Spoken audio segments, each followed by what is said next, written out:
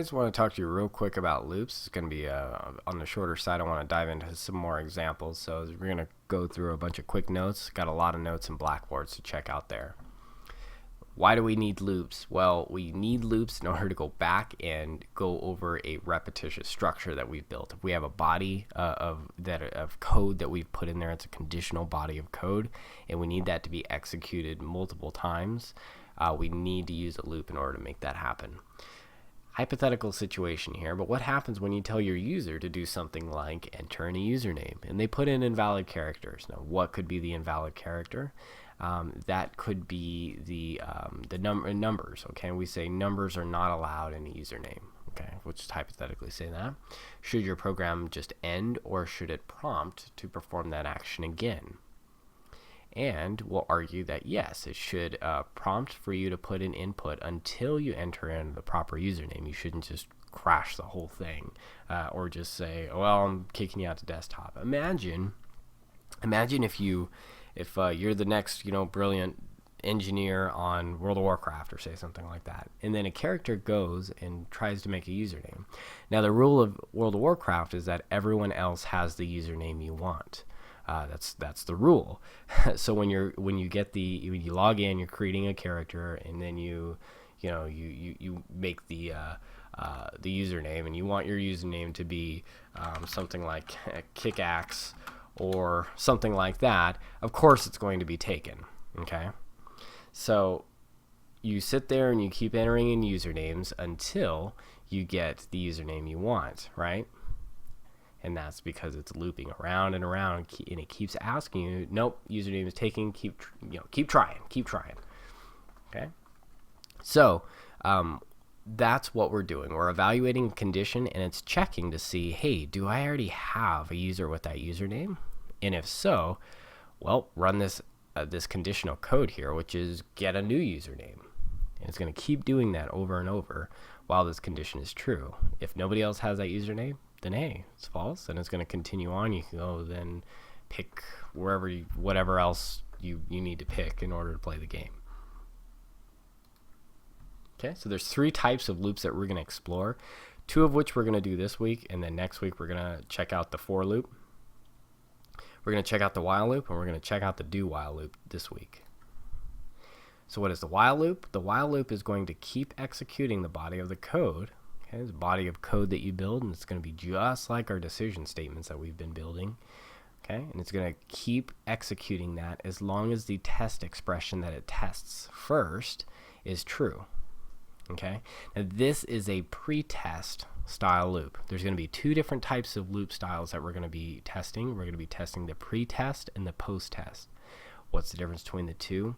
Well, the pre-test is going to test the condition first before even entering the loop. If the condition is false, it's just going to skip the entire thing altogether.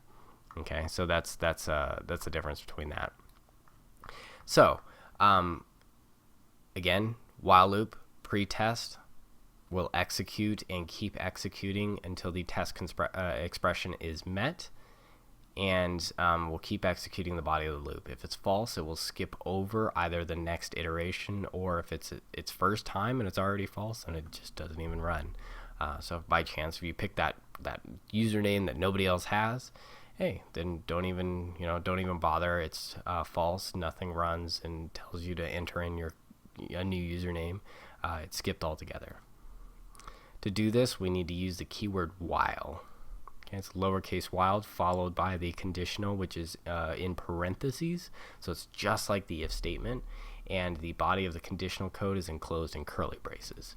So check this out real quick. This is just a sample of code that I've written to emulate a number counting system so that we can print out hello 3 times.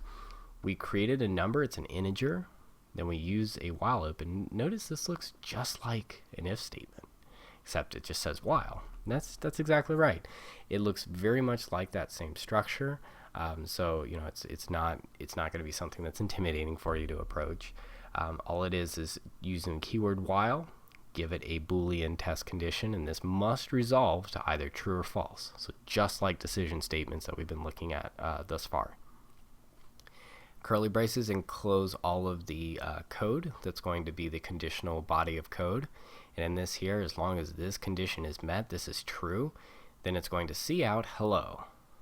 And then this is a very important thing here. What I'm going to do is I'm going to break. I don't want anyone doing this, so I'm going to do it first for you, so that we can all stay together here and nobody does this as their first time. So what I'm going to do is I'm going to make an infinite loop. Okay.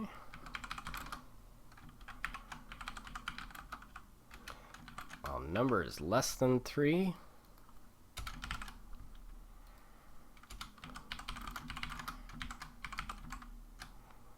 we're going to see out high and then end the line. Okay, so I'm going to go ahead and run this, and you're going to see a whole lot of high. And I don't know if you can kind of see this here, but it's flickering down at the bottom. It's actually running, and there's, yeah, it just scrolls up as much as you can see. If we wanted to have an infinite number counting system as well, let me make another number. This will be fun. Don't just stay with me here. Numbers equal to 0. Actually, let's do 1. Okay, so we made a num here, and all we're gonna do is just num plus plus, and we're going to iterate num every time that this runs, and we're gonna print that out as well. We'll give a space in here. Let me add num in here.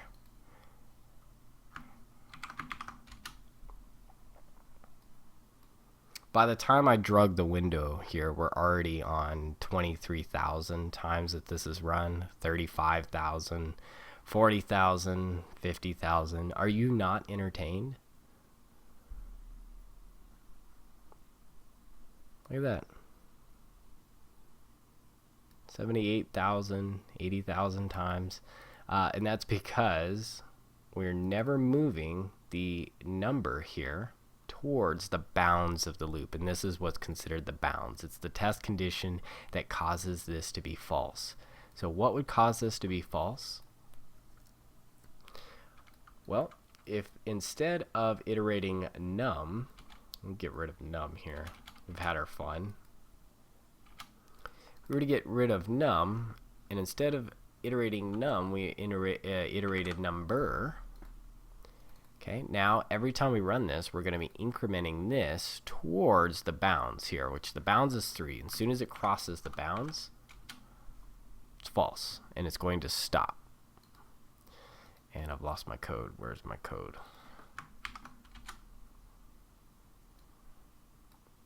We see high, high, high. And this is actually, let's follow this real quick. So it's 0. Is 0 less than 3? Yes. So we print out high one time. Increment it to 1. Okay. Is 1 less than 3? Yes. Print out high again. That's 2 times. Iterate this here. Then we're going to go ahead and go again. Number is less than 2. Or 2 rather. 2 is less than 3. Yes. So print out high. That's the 3rd time. We iterate again. Number is now 3. Is 3 less than 3? No. Quit. And that gives us this here, which is high, high, high. 3 times. If we wanted this to start from 1, we could still have it print out 3 times. We need to make sure, though, that it's less than or equal to, and we have the same thing.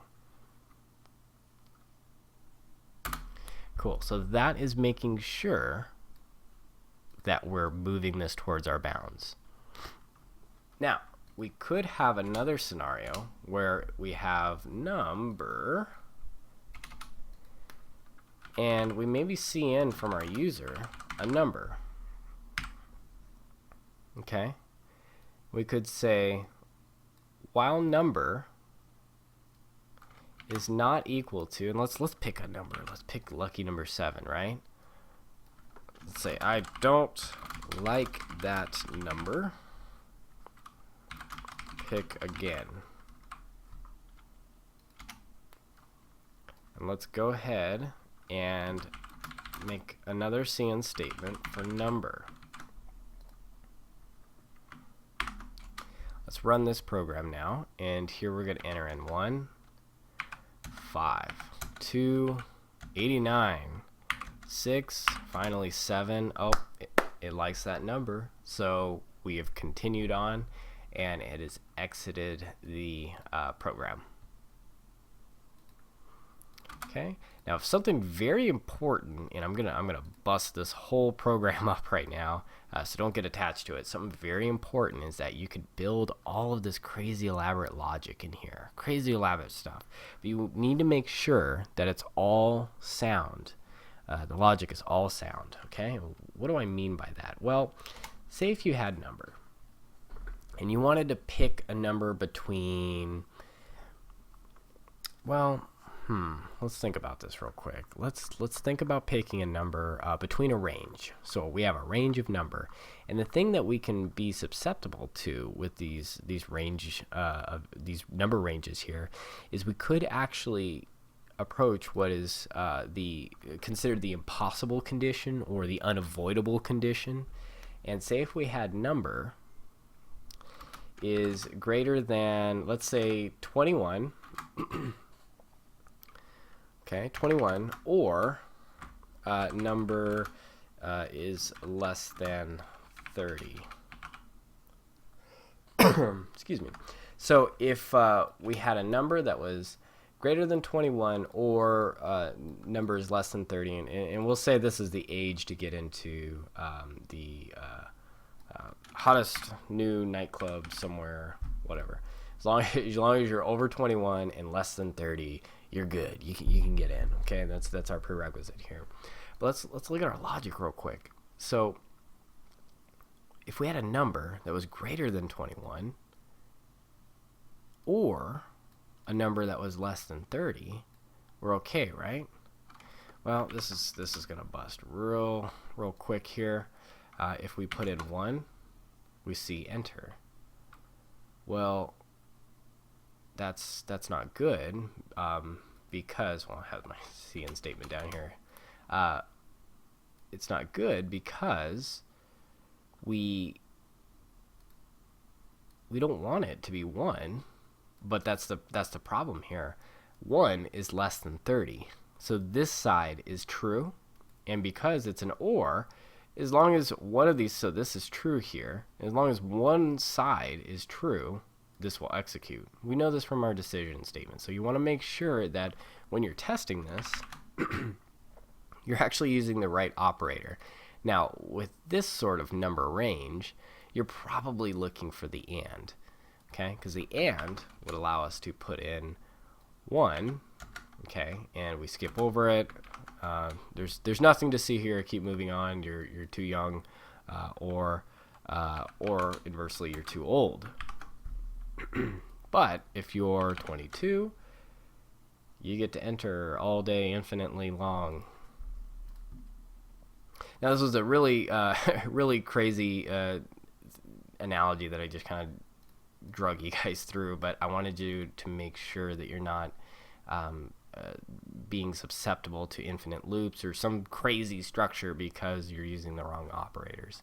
So make sure that you're not putting yourself in a situation to where A, you have no way of approaching bounds of the loop. B, you are not being susceptible to logic being used improperly to where you have an unavoidable condition. There's always going to be something inside of that range that's going to trip. So yeah, you don't want any of that. Okay. So that is my real quick rundown on the while loop. The while loop, again, is a pretest, so it's evaluated first. If nothing is determined to be true out of that statement and it's not resolved to true, it's going to go ahead and just skip that altogether without even running the body of the code. Okay, next we're going to look at the do while loop, and the do while loop is a post-test version of the while loop. Okay, so it's post-test. Let's take a look at that in the next video.